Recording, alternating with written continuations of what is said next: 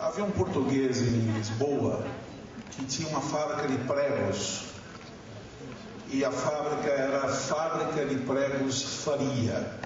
O nome dele era Faria. E a crise, obviamente, atingiu o senhor Manuel e o senhor Joaquim. Vocês podem escolher, porque em Portugal dizem que a coisa mais fácil é colocar todos os portugueses em ordem alfabética. Primeiro os Joaquins e depois os Manuéis. Então, escolham como vocês acharem melhor. Mas o senhor Manuel, com a fábrica em recessão, prego vendendo pouco, foi consultar o Joaquim, e o Joaquim disse aquilo que dizem para a Ana sempre: procure uma agência de publicidade. Esses gajos aí de publicidade resolvem o seu problema. Vão fazer uma campanha de marketing, porque em Portugal não é marketing, é marketing, e vão resolver o problema. E fizeram uma campanha baseada em outdoors, tá? Então Lisboa, uma capital católica, como todos vocês sabem, extremamente religiosa, amanheceu forrada de cartazes com Cristo pregado na cruz e embaixo um slogan: Pregos Faria, 2000 anos de garantia. Mas não acabou ainda, não. Obviamente, o arcebispo de Lisboa não gostou. O Papa também não gostou e ligou para o arcebispo e disse assim: ô, senhor arcebispo, depois de Roma, é Lisboa, capital católica do mundo. Como é que o senhor resolve este problema? Falou assim: deixe, senhor Papa, que eu resolvo. Vou chamar o senhor Faria aqui. E chamou o Faria. Falou assim: senhor Faria, o senhor tem que resolver esse problema, isso não pode continuar. E ele deu aquela resposta tranquilamente, muito lusitana: deixe, senhor bispo, que resolva esta porra. Que é uma resposta bastante clássica, né? E realmente, na manhã seguinte, Lisboa amanheceu forrada de cartazes, apenas uma cruz, e Cristo não estava mais na cruz, a cruz estava vazia. Embaixo o slogan: se tivessem utilizado pregos Faria, o gajo não fugiria. Ficou pior a emenda do que o soneto, né? É assim, né? Me coloca o próximo slide, por favor. Me pediram, a Marcela me ligou. Cadê a Marcela? Onde é que ela está? Ela está batendo papo com alguém aí atrás. Eu estava aqui, mas foi embora a Marcela. Falou assim: Faquina, fala de RH, mas faz uma ligação com vendas. Eu falei: isso é fácil, vendas. Quem trabalha com vendas aqui, levanta o braço. Quem trabalha com outra coisa que não seja vendas, levanta o braço. Quem não trabalha com nada, olha. Então tá bom. Senhores, primeiro conceito do dia ou da tarde, se vocês quiserem assim: todos vocês são homens e mulheres de vendas. Veja que eu não falei homens, porque na língua portuguesa, quando fala homens, inclui mulheres, porque a nossa língua é machista. Mas eu que sou favorável à mulher, falo homens e mulheres, que é o predomínio absoluto aqui, que eu não sou trouxa nem nada, não é? Eu tenho que ficar do lado de vocês. Então, esse é o primeiro conceito fundamental. Uma empresa moderna hoje, ela não admite mais a ideia, ou não se pode mais ter essa segmentação mental. Que segmentação mental eu estou falando? Eu estou falando que eu faço parte daquela turminha que gasta dinheiro. Quem é a turminha que gasta dinheiro? A turma do RH, a turma da distribuição, a turma da contabilidade, aqueles pobres contadores. Eu, quando lembro de contador, eu lembro de um cara assim com uma luz, uma pena e um grande livro, e ele escrevendo, né? E perguntando assim para o patrão: o senhor quer que dê lucro ou prejuízo? Que é a pergunta que o contador sempre faz, não é? Mas, por que não se admite mais a segmentação dos que gastam. E quem é que ganha dinheiro na empresa? É o pessoal do marketing. E a Ana, por exemplo, é uma pessoa que ganha dinheiro. E eu fiquei 25 anos na Nestlé gastando dinheiro. Qual é a grande modificação que nós estamos vendo hoje no mundo? Nós estamos vendo que qualquer função na empresa tem que ter uma compreensão absolutamente correta da cadeia de valor do negócio daquela empresa, não importando que função você exerce. Isso nos leva a um outro conceito. RH não trabalha com serviços. Aquele negócio de cliente e servidor, já ouviram falar? Tem até um livro, né? Como é que é o nome? O líder servidor. Isso me dá comichões. Não, porque eu não vejo ninguém vestido aqui com paletó branco e calça preta. Ninguém é maître, ninguém é garçom. Então vocês não são serviçais. Vocês não prestam serviços. Vocês oferecem um produto. Essa diferença é abissal. Abissal. É mais ou menos assim querer comparar o Bahia com o Palmeiras. A diferença é abissal. O Bahia é muito melhor.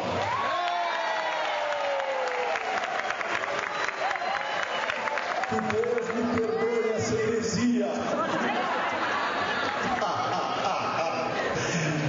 Ai, meu Deus, aquilo que eu não faço, vocês darem risada. Meu filho deve ter ouvido isso em Caracas, deve ter ouvido isso. Está trabalhando numa empresa lá na Venezuela, conhecendo melhor o Hugo Chávez. Diz que é gente boa, viu? Ele só não deixa o pessoal fazer as coisas, mas é gente boa. Então, qual é a diferença entre serviço e produto? Por exemplo, se eu sou um homem de RH, treinamento não é mais serviço, é um produto. Quando eu tenho um produto na mão, o que acontece com o produto? Ele tem um lado tangível e um lado o quê? Intangível. Nem tudo aquilo que é produto é esse pedaço de papel, é esse microfone, são esses maravilhosas correntes que vocês usam para correntar-nos, né? Prender-nos para toda a vida, ou parte dela, para os mais espertos. Para os trouxas como eu, que comecei a namorar em 64, casei em 70 e estou hoje até com ela, não sei se eu sou esperto ou se eu sou bobo. Eu sou bobo ou esperto? É saber. Por isso que quando eu olho no espelho eu vejo um cara inteligente, a beça. Então, o que eu queria falar para vocês é isso, gente. Vocês não são mais homens de vendas ou homens de RH ou de contabilidade. Quando vocês começarem a ver aquilo que vocês fazem como produto, qual é a segunda coisa que vocês precisam começar a observar com todo carinho? Como o produto de vocês entra na formação do valor final da empresa. Então, se eu olhar salário como serviço, é uma coisa. Agora, se eu olhar salário como produto, a dimensão do salário muda. O que vira salário? Salário vira o gol ganho. Por quê? Porque ele é um fator de criação ou de destruição de valores dentro da companhia. Se ele estiver mal posicionado no mercado, a gente perde talentos, a gente perde gente boa. Se ele estiver acima da média, do ponto médio de mercado, quem trabalha com salário aqui? Levanta o braço. Quem é assalariado? Então todos vocês recebem um pacote de sal no final do mês, né? Que é a origem da palavra, né? Uma quantidade de sal que se dava aos trabalhadores, daí vira salário, né? Aquilo que vem do sal. Por isso que é duro ganhar o dinheiro. A gente transpira como louco, porque é salgado, entendeu? Não é doce. Não é doce. E o cara que inventou esse negócio que trabalha no Obresso, está procurando ele até hoje para bater. Não é? Ele tem que apanhar, certo? O que enobrece é o quê? É o capital intelectual, não é o trabalho. Olha que coisa interessante, como nós estamos observando o mundo hoje de forma diferente, gente. Então, se eu não retenho talentos, os talentos vão embora. E quando chega numa situação de crise, Eu estou observando hoje no CONAR, eu faço parte do Conselho Nacional de Recursos Humanos em São Paulo. E Ana, vou dar uma palestra, vou fazer meu marketing para você, gostaria que você estivesse presente no dia 18 de agosto, sobre o encontro da emoção com a razão para o enriquecimento do processo de decisão de gestão. É coisa que eu já falei para vocês aqui, está fazendo sucesso em São Paulo, começou aqui, veio para lá, está virando o mundo, tá vendo? Antes começava lá e vinha para cá, agora a gente fala aqui e repercute lá. O Nordeste cresceu, sabe quanto ano passado? Vocês são daqui, a grande maioria?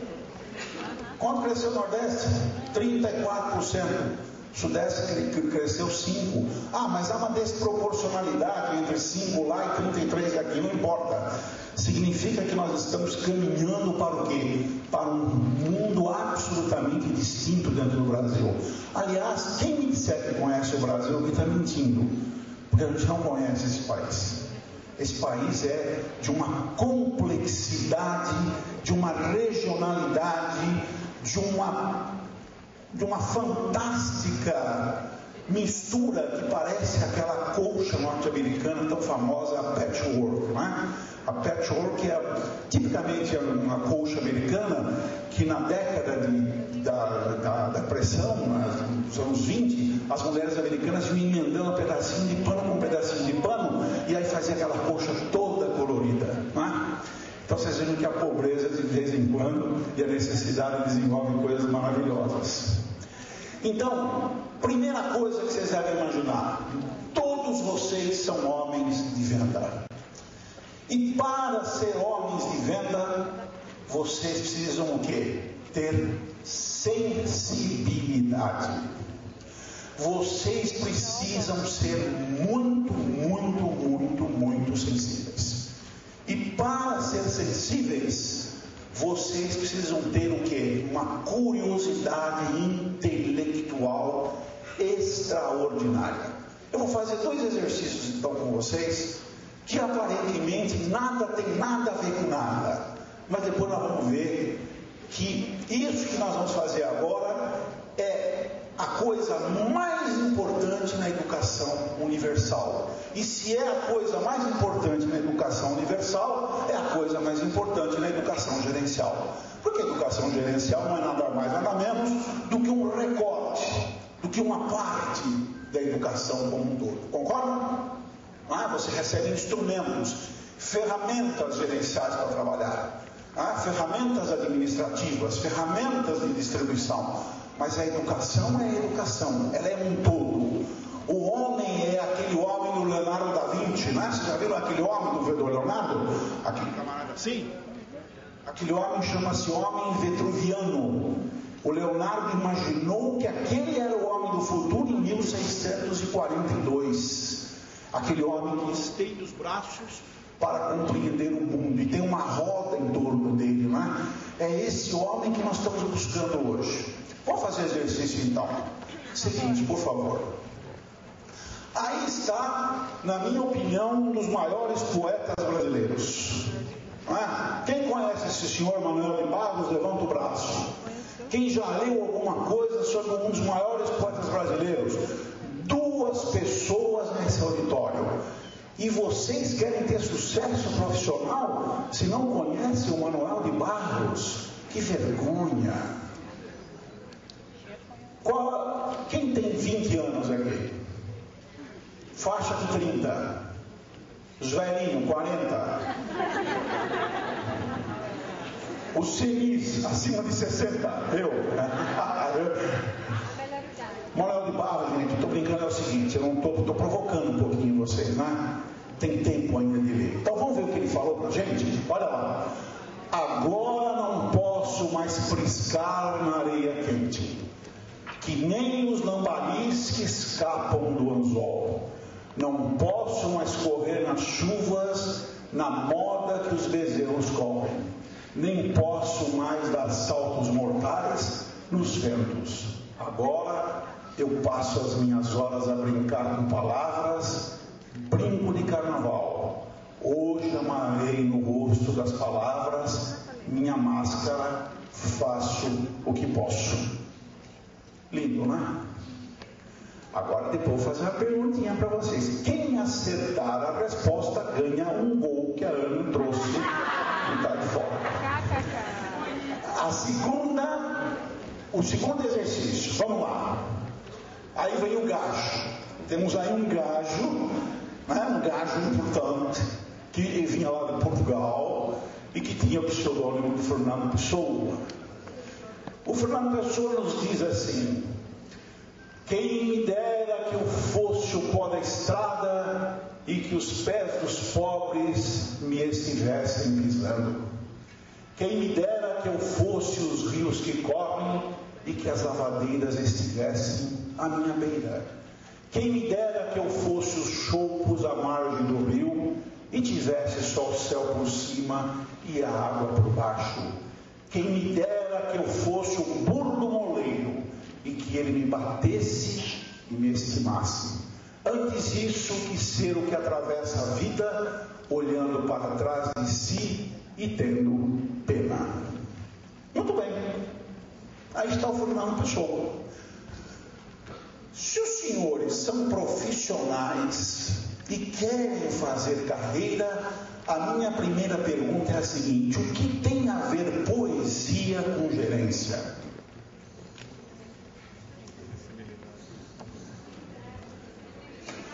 O que tem a ver literatura com gerência? O que tem a ver teatro com gerência? O que tem a ver artes plásticas com gerência? O que tem a ver ópera com gerência? Cinema com gerência? Criatividade? Percepção? Então, o que é a arte? Defina a arte numa frasezinha assim: a arte é a maior expressão do quê? Da sensibilidade humana. Ora, o inverso, a recíproca é verdadeira. Para um bom gerente hoje é fundamental uma grande e uma boa cultura geral. Vocês não vão ser poetas, não vão ser artistas, não vão fazer obras de teatro ou cantar óperas. Mas vocês vão o quê? Sensibilizar-se em função de que estar vendo um Monet, ou estar vendo um Paul Cézanne, ou mesmo um pintor brasileiro como Portinari ou a Tarsila do Amaral, que fez o Irapuru. Não importa. Quando vocês estão ao encontro de uma mensagem, vocês estão captando o símbolo máximo do processo educacional. Segunda resposta: o que existe de comum entre as duas poesias? Existe uma coisa de comum entre as duas poesias, entre o Manuel de Barros e o Fernando Pessoa. O que existe de comum? Aí começa a analogia, a sensibilidade da análise, aquela abertura mental que o gerente precisa ter hoje, para poder fazer coisas lindas como a Ana apresentou para a gente.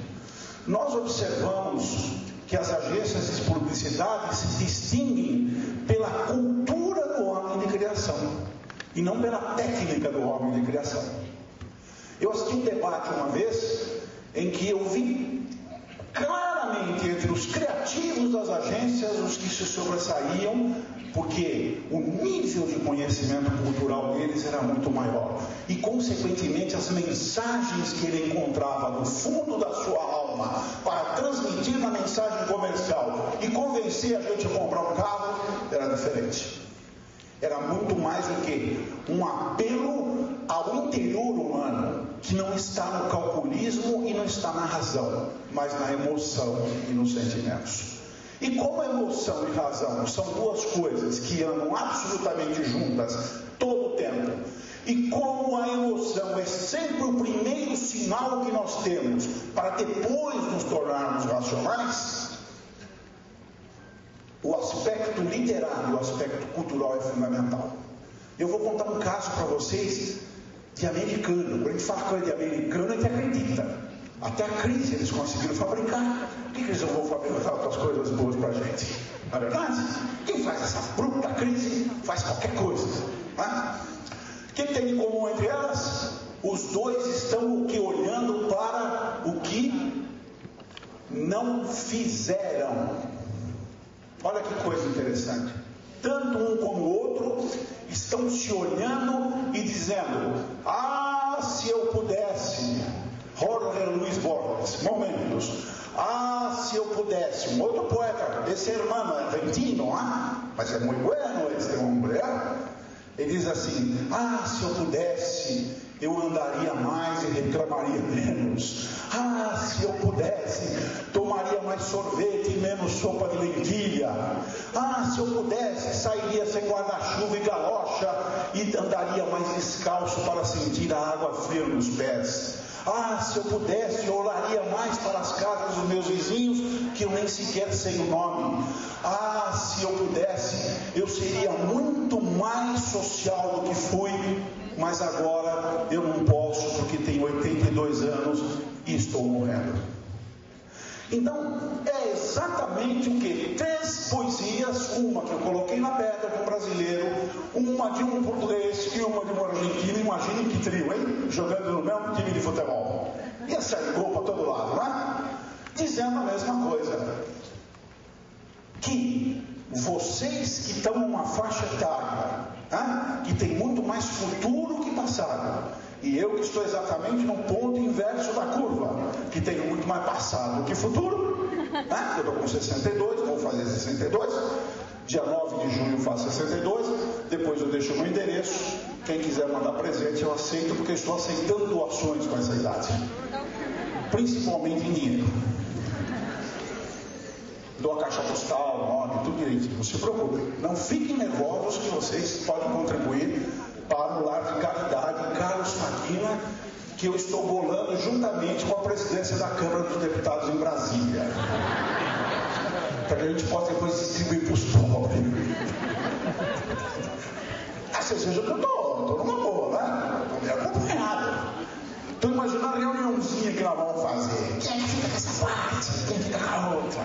Tá. Muito bem, gente. Fala uma coisa para vocês agora. Quem já viu falar de cultura inútil? Cultura inútil.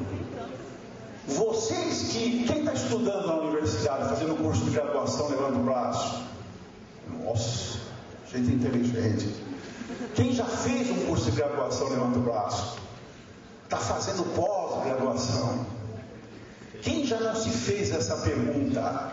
Para que serve essa porcaria que o cara está falando para mim? Quem já fez a pergunta, levanta o braço. Olha que maravilha. Vocês são todos gêmeos. Então deixa eu falar um pouquinho de cultura inútil e coisas que servem. A cultura inútil são todos os instrumentos que não têm senso prático, não é? A gente não vai aplicar. Literatura, música, história, sociologia, essas coisas aí, né? O que é importante no curso de economia? Eu fui diretor da Faculdade de Economia do Mackenzie. Professor, o cara de psicologia aplicada de administração me reprovou essa matériazinha de 5ª categoria. Eu falei, não me diga. Maluco. Então, o que é na realidade aparentemente inútil é instrumental para quê, gente? Para ampliar a atitude mental, para ampliar o que eu chamo de cabeça. Estudar grego, latim, cultura romana, línguas mortas, essas coisas, elas aparentemente são todas inúteis, mas elas nos levam. Filosofia é uma das outras disciplinas absolutamente desprezadas. Num conselho de administração, numa reunião de diretoria, se você falar assim, não, mas o princípio filosófico, logo vai ter um colega que vai dizer assim, Faquina, para de falar essas coisas, vamos voltar à racionalidade, ao mundo prático. Todas essas disciplinas fazem a nossa cabeça, mas principalmente, aparentemente inúteis, elas nos fazem o quê? Aprender a pensar. Então, na realidade, não existe viajar. Viajar, por que não? O cara que bolou o negócio dos alemães aí, não, ele viajou. Ele viajou. Ele pegou um aspecto linguístico interessante e jogou uma coisa contra a outra. Maravilhoso. Vocês adoraram, não é verdade? O cara até inventou um cachorro-peixe. Eu achei sensacional, porque ele tem 2 serventias. A gente pode usar no dia de Páscoa e nos dias que a gente gosta do Dia dos Cães. Não sei se ele vai sobreviver, mas a gente pode usá-lo. Na realidade, gente, a educação para fazer pensar é basicamente formada daquilo que vocês julgam que é inútil. Vocês que estão sentados aí, seus alunos egoístas, alunos sem coração, aquele coitado, aquele professor de história, aquele professor de filosofia que vocês odeiam. O que interessa é macroeconomia, micro, é matemática aplicada à administração. Isso é importante? Óbvio que é importante. Sem dúvida nenhuma que é importante. Mas não é isso que vai fazer-nos fazer carreira. Eu juro para vocês que não vai ser. Por quê? Porque todo início de carreira começa com tecnicismo. Eu contrato um contador. Quando eu passo ele a gerente, eu quero um indivíduo gerenciando a contabilidade e não fazendo o balanço. Mudou. E aí começa a entrar essa cultura inútil. Então, no ano passado, a revista Fortune, uma revista norte-americana, e que elege, assim como a nossa querida Exame aqui no Brasil, as 500 maiores e melhores empresas dos Estados Unidos, fez uma análise sobre os processos de recrutamento nos Estados Unidos para as empresas. E 60% dos contratados eram pessoas que tinham um bom conhecimento de inutilidades, ou de aparentes inutilidades, e não aqueles que eram essencialmente calculistas. Por quê?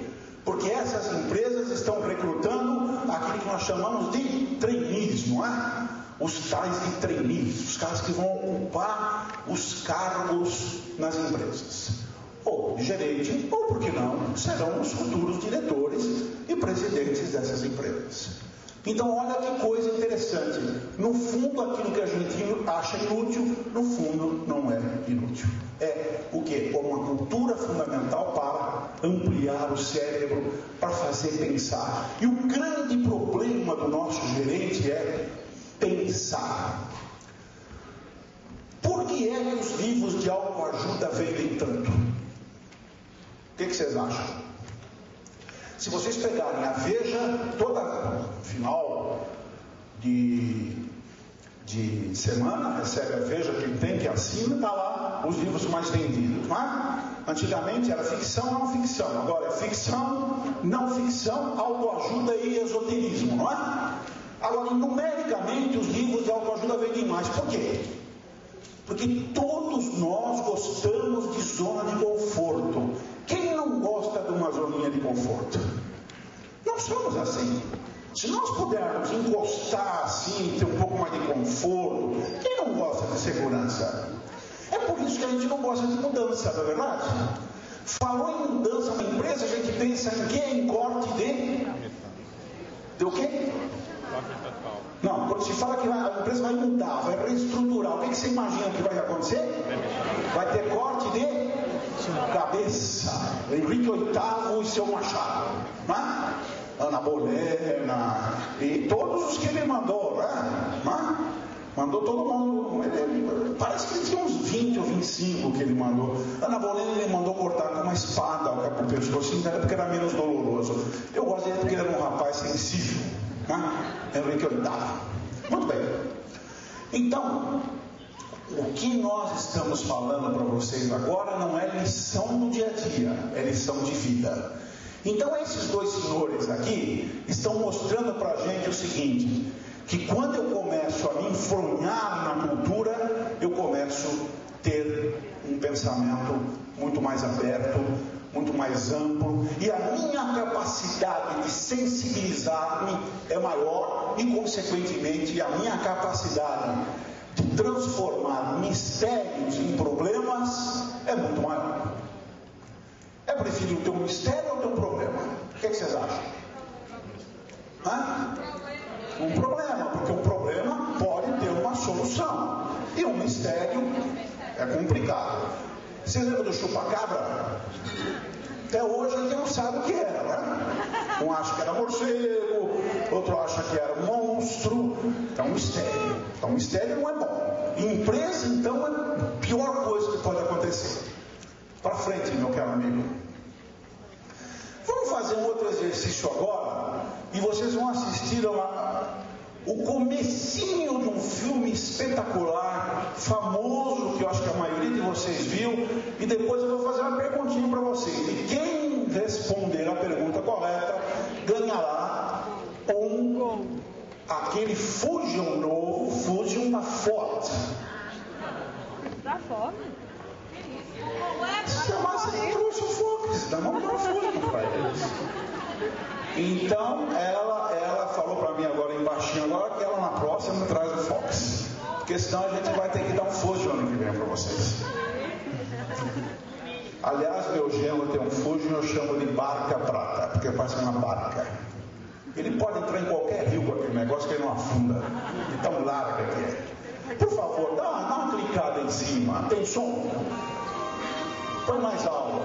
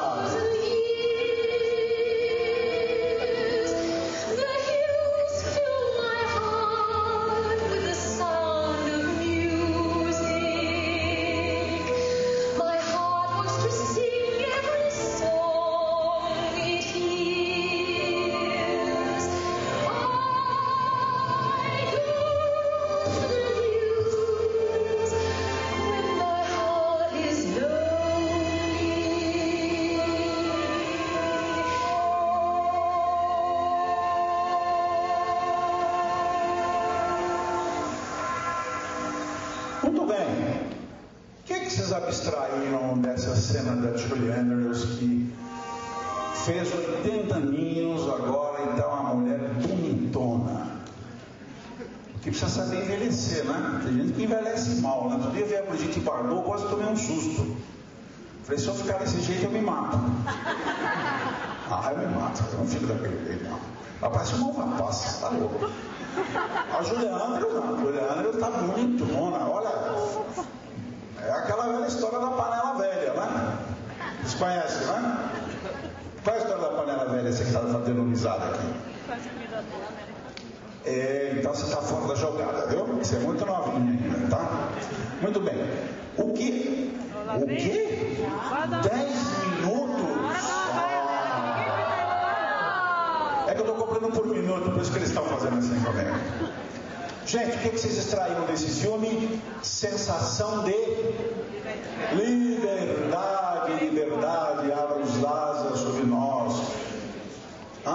E que o céu da igualdade desça sempre sobre nós. Que a Imperatriz Leopoldinense transformou em samba e ganhou o Carnaval do Rio de Janeiro. E de onde é que vem esses versos?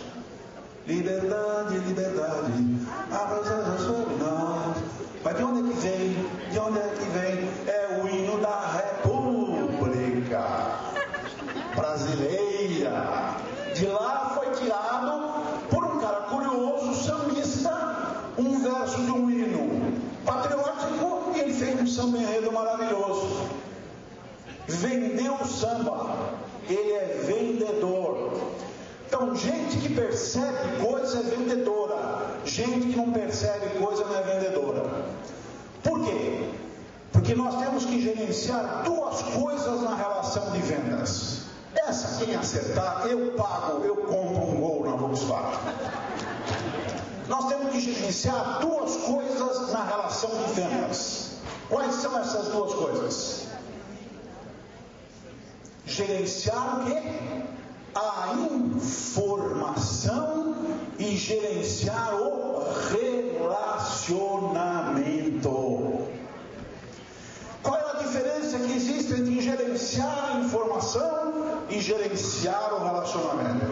Gerenciar a informação é quando eu faço um relatório, converso com o meu cliente e digo assim: eu queria mostrar ao senhor que o meu produto tem os seguintes itens, tem tantas vitaminas, eu falo, dá nesse leório em termos de carro, né? Tem não sei o que lá, o meu leite em pó feito assim, a qualidade, não tem bactéria, não tem salmonela, isso é gerenciar o quê? A informação, né? E quando o cabra chega e fala assim, pois é, para que time que você torce? E o cara fala assim, eu torço pro Bahia, eu torço pro Vitória, aí sai morte. Não, tem que ser outro time de outro lugar. E como é que tá sua esposa? Tá bem, aquele papo, a gente chama isso de papo furado, não é? Não é verdade? Não é papo furado? Não é papo furado, não, é gerenciamento do quê? De relacionamento. Qual é a grande dificuldade no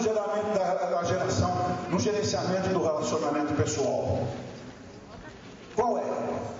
É a gente conseguir sair do papo furado para a abertura das relações. E como é que eu saio do papo furado supérfluo para a abertura das relações? Abrindo-me um pouco mais e o meu cliente abrindo-se um pouquinho mais.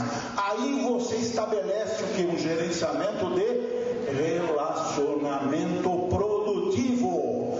Quem não faz isso não vende. O filme da Ana tem que criar um gerenciamento de informação e de relacionamento. Desculpe, Ana, eu estou pobre de material, estou usando todo o seu. Eu sou um fã da Volkswagen. Eu conheci o professor, o Dr. Murilo, que curava todo mundo lá. Lembra do Murilo? Foi embora, né? Pena. Mas nós trabalhamos juntos. Muitos anos.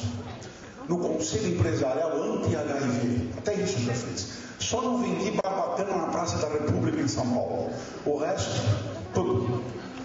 Então, gente, vocês têm que botar uma coisa na cabeça: gerenciar relacionamento é difícil porque vocês vão ter que abrir o coração. Olha os 10 minutos onde vieram parar. Foram massacrados pelo meu pé. Assim, ó. Pum. Grudou outra vez. Vamos pra frente, gente. Meu grande amigo João, o grande. Não, você voltou. Vai pra frente. Manda bala. Voltou.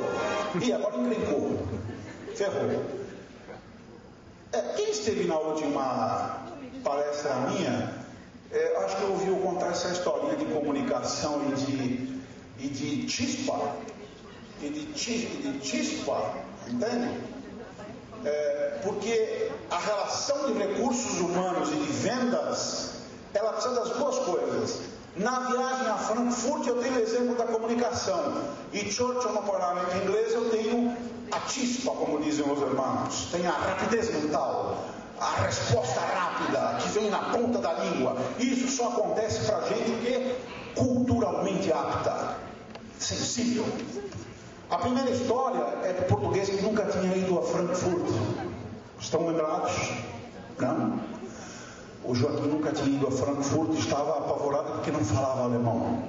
E falou com o Joaquim: Joaquim, que faço? Ele falou: não se preocupe, ao chegar em Frankfurt, desce, toma o táxi e fale bem devagar com o motorista que ele vai entender tudo. Ele falou: só isso? Ele falou: só isso? Ótimo. Isso é comunicação. Manuel chegou em Frankfurt, entrou no táxi e disse assim ao motorista: eu quero ir para o Hotel Hilton. E o motorista: pelo centro ou pela cidade?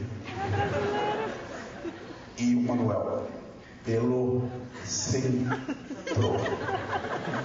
E o motorista, você não chama o Manuel não, você vai tão sério.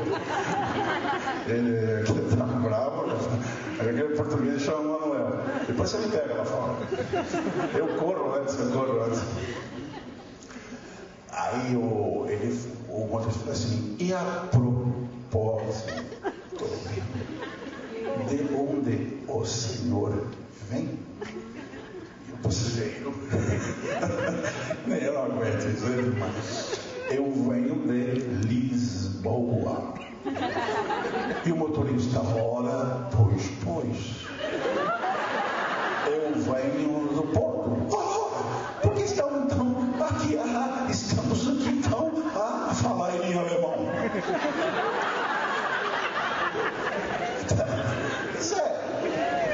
Esse é um processo de comunicação, gente, que o vendedor precisa ter para ter relacionamento e gerenciar informação. Por isso que todo bom vendedor conhece muito bem o seu cliente. E uma das coisas mais ineficazes que existem na minha forma de ver é o tal de call center. Precisa tem que dar uma reolhada no de call center, porque eu já não aguento mais call center. O cara aqui pum, desliga o telefone. Quem não faz isso, levanta o braço. Claro que é isso. Vocês atendem call center com boa vontade? Aqui é a Carolina. Sim, pois não. Quero vender uma revista. Vocês fazem isso? Quem desliga o telefone quando percebe que é call center, levanta o braço. Quem trabalha em call center daqui, levanta o braço. Ninguém, covardes. Deve ter um monte de gente aqui que trabalha em call center. Tem que mudar esse negócio. Rapidez mental. O Churchill está no parlamento inglês. Ele era odiado ou era amado? Grande estadista do século XX, talvez o maior de todos. Levantou-se uma deputada que odiava Churchill, porque ele era pintado. E ele era gordinho e bonitão, como eu. Gordinho e bonitão. Só que tinha cara de bulldog e eu não. E ele gostava dessa ideia de se parecer um bulldog inglês. Não é um bulldogzinho qualquer, também, né? É inglês. Ela levou e falou assim, senhor Churchill, eu queria dizer para o senhor o seguinte, que eu se eu fosse sua mulher, eu colocaria veneno no seu café. E eu se eu fosse o seu marido, eu tomaria esse café de imediato.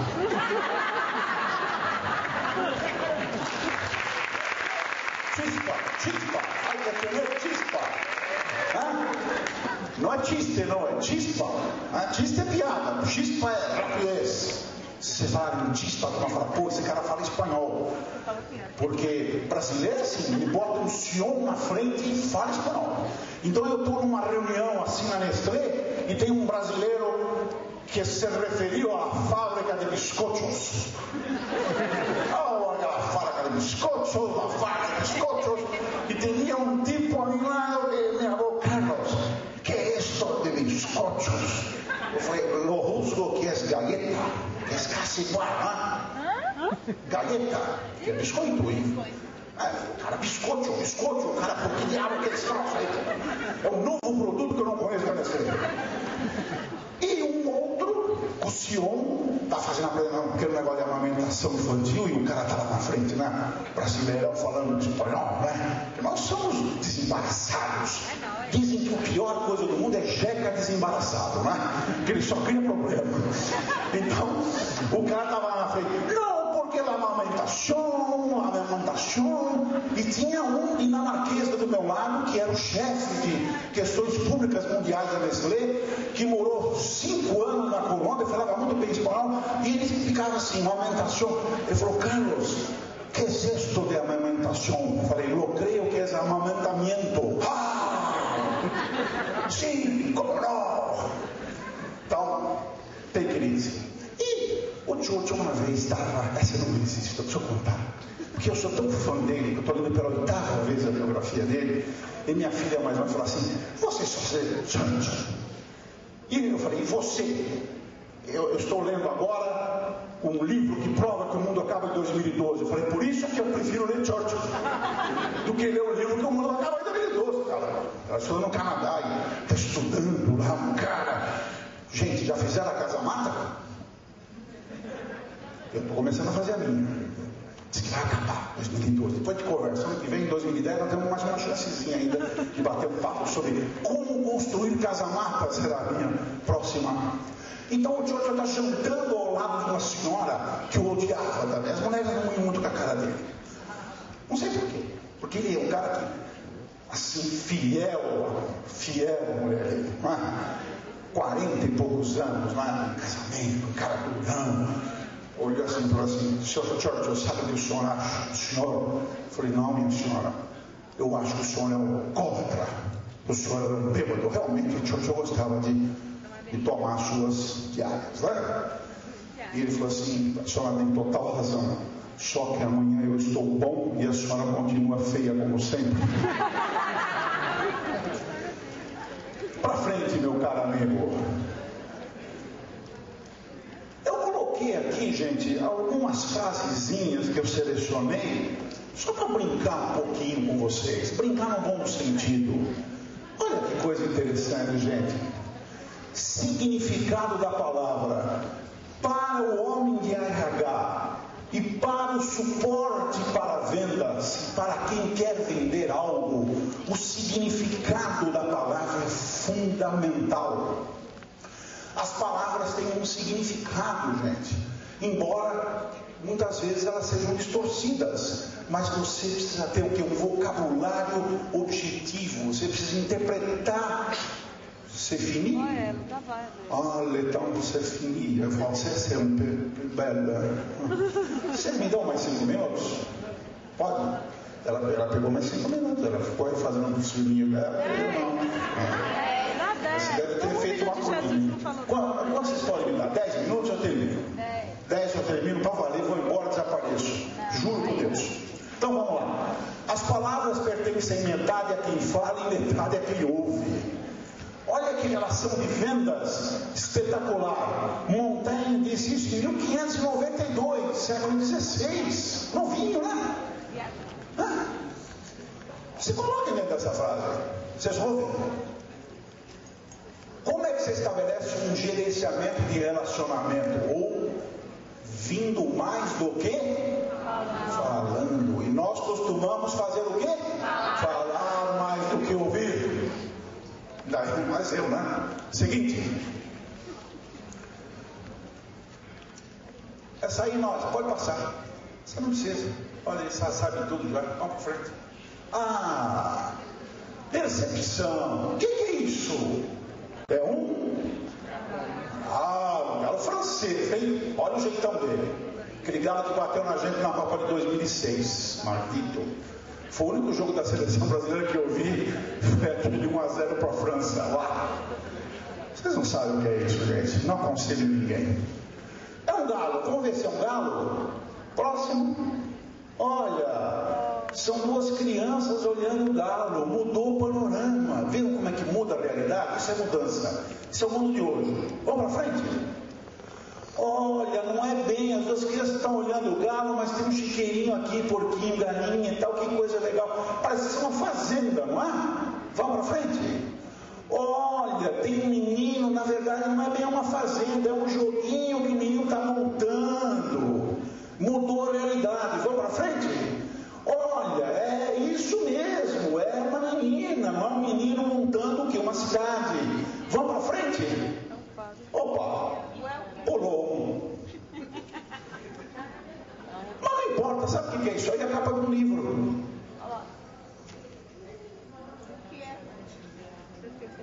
Muito bem. Essa foi boa, né? O último é na capa do livro.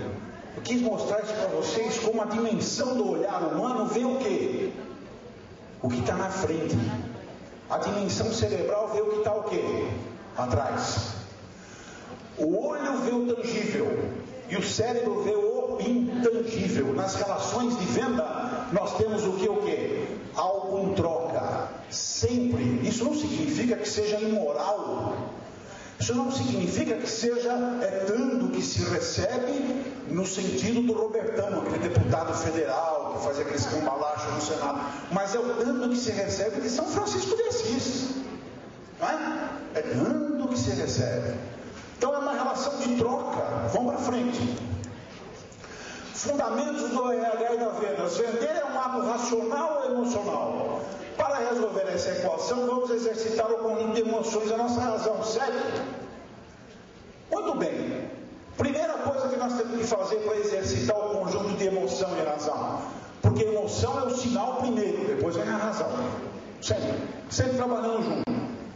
O corpo é uníssono, mente e corpo trabalham sempre em uníssono. Então, de prestador de serviço para agregador de valor. Aquilo que eu falei para vocês no comecinho. Não é? De compreensão da cadeia de valor. Senão você está fora da empresa. Como é que a empresa trabalha desde o recolhimento da matéria-prima até colocar o produto final? Qualquer que seja a natureza do produto, não importa, vocês têm que compreender esta cadeia, porque entre os passos da cadeia existem os gaps, existe onde vocês podem entender melhor as vantagens competitivas do processo de vendas. E um vendedor que não tem essa ideia, não sabe o que está falando. Nova concepção de produto, já falei para vocês, e da criação de líderes para a liderança. Eu acho que a gente não cria líderes, porque todos vocês são, em certa parte, líderes, óbvio, dentro das suas circunstâncias. Eu tenho que criar espaço para líderes e não construir líderes. Quanto dinheiro já não se gastou nas empresas para construir líderes? Como ser líder? Como fazer? Como se tornar líder? O que é o líder? É carismático? É dogmático? É isso? É aquilo? E quando ele chega na empresa, ele não tem espaço para exercitar a liderança. O que adiantou isso? Nada. Então nós estamos propugnando por criação de espaço para vocês que são líderes natos. Cada um de vocês aqui tem um tipo de liderança que não está sendo aproveitado corretamente na organização. Eu tenho certeza absoluta disso. Mas as empresas estão caminhando para isso, estão percebendo isso. Agora, isso é um processo pedagógico. Isso não é assim, um estalar de dedos, pumba. Seguinte. Treinar e desenvolver corretamente. Primeiro filminho, rápido.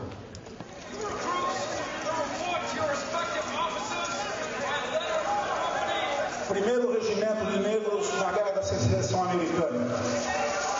1862. Broderick, Matthew Broderick. Now do it again, only this time I want it done quickly. A good man can fire 3 aimed shots in a minute. Reload. Quickly. Faster. Faster. Quickly. Load. Faster. Faster. Do it. Do it. Do it. Do it. Do it. Olha quem lá atrás. Quem está lá atrás é o Morgan Freeman. Olha lá que cara boa. Olha lá. Properly, Major. Ensine-os de uma forma. Agora, ele tem cara de líder esse coronel? The understanding Olha o líder que aparece na hora certa, que não tem espaço. Olha aí. wage of $13 a month. This morning I have been notified that since you are a colored regiment, Como é um regimento de negros, $10 a month. vão receber 10 só. Quem é esse cara aí? Desde Washington. If you men will take no pay, then none of us will. Aê, coronel. Aê. Agora o líder aparece lá no meio, olha lá. Olha lá. Olha lá. Agora tem que homenagear o líder, né? Ready, Adam.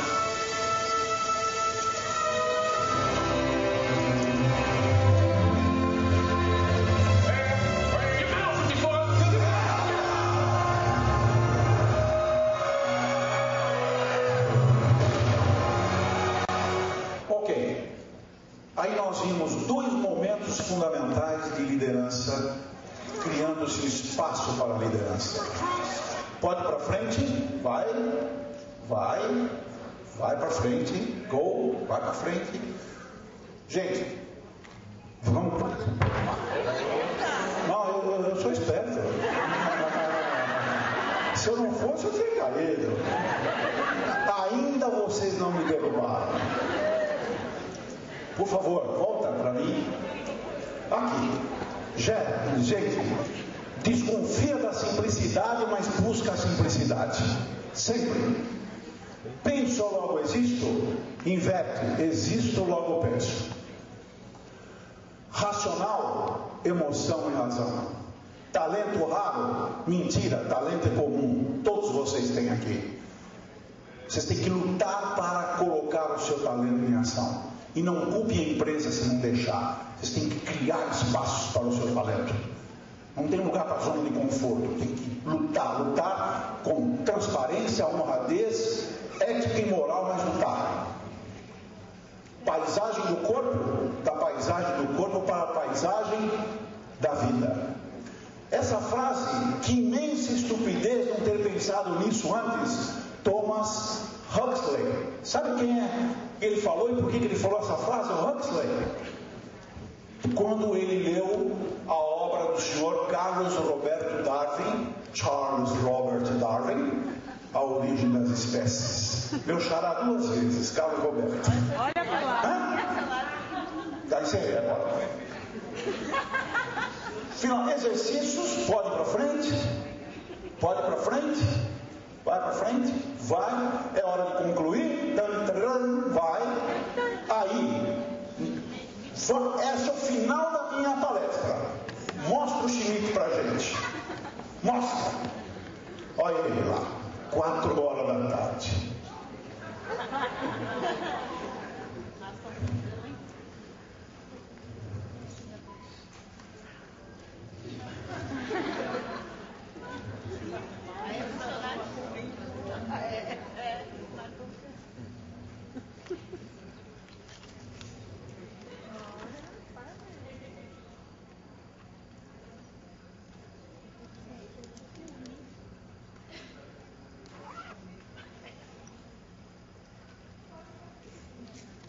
Acabou a palestra. É isso que vocês não devem o quê?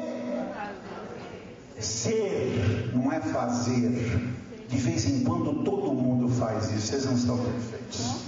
São humanos. São uma máquina falível. Mas nós não devemos ser assim. Então agora minha homenagem a vocês. Eu ia cantar o hino do Palmeiras, mas não vou cantar o hino do Palmeiras. Quando entra o Oliveira imponente no gramado do Garoto Guardar, tanto sabe Deus que veio pela frente que a dureza do pleno. Eu não ia cantar, mas acabei falando a primeira estrofe. Mas eu diria a vocês o seguinte, jovens, cortem um galho do seu horto e façam dele o seu bordão. Cortem um galho do seu horto e façam dele o seu bordão. E andem com esse galho seco. E andem com esse galho seco. E andem, e a multidão vai dizer. Porque vocês querem criar o seu espaço, tem que andar com o seco na mão. E a multidão vai dizer. Os colegas vão dizer, ó, vem aquele louco com um galho seco de árvore na mão. Mas continua andando. Continua andando com o galho seco de árvore na mão. Até que um dia vocês vão olhar para esse galho seco. E vocês não vão ver que ele está seco. Vocês vão ver folhas, vocês vão ver flores, frutos e pássaros. Floriu o seu bordão. Guilherme de Almeida, o príncipe dos poetas brasileiros, nascido na minha cidade, Santo Antônio das Bordas das Campinas, mais conhecida como Campinas, e que eu fiquei muito tempo sem falar que eu vinha de lá, por razões espirituais, que são compreensíveis mais em São Paulo do que na Bahia, mas essa é a minha homenagem que fica a esse público que tem fundamentalmente dentro de si aquilo que nós todos temos, porque quem está aqui num sábado à tarde aprendendo coisas que parecem às vezes inúteis, na verdade está dimensionando a sua capacidade de gerenciar informação, de relacionamento e simplesmente exercitado a seu potencial imenso de talento para usar em benefício próprio, por que não, em benefício da sociedade e para que a empresa seja, no final, sustentável e tenha retorno. Muito obrigado e até a próxima.